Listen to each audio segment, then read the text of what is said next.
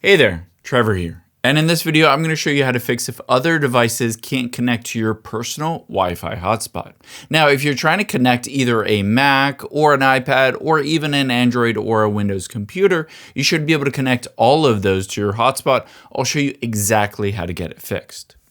The first thing we're going to do on your iPhone is tap on the Settings app. From the Settings app, tap on Personal Hotspot. The first option is to toggle personal hotspot off at the very top, turn off, allow others to join, and then turn it back on. The next thing we're going to try is to tap on Wi-Fi password, and I would recommend changing this password. So just update it to some new random password, and then try that new password. Sometimes just refreshing the password does fix it. When you're ready, tap the check mark at the top right, and it will set that new personal hotspot password.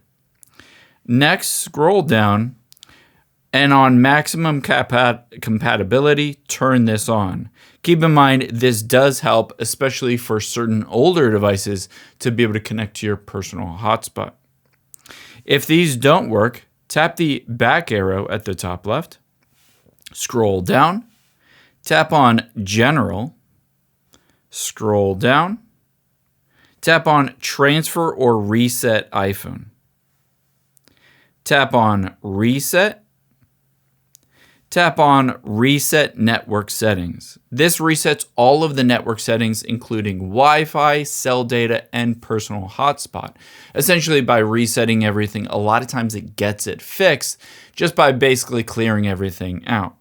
Enter in the passcode for your phone and have that reset. The next thing you can do is a force restart on your phone. To do that, press the volume up, press the volume down, and press and hold the side button until you see an Apple logo. So I'll show you how that works. Volume up, volume down, press and hold that side button. Keep holding it even though it says slide to power off.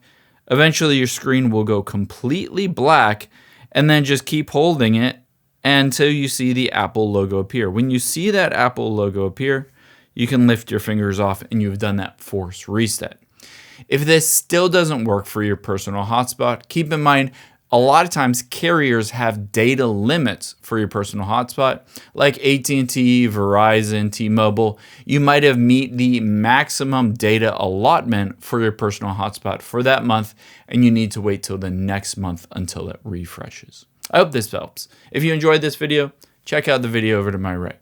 I think you'll really like it. Thanks, guys.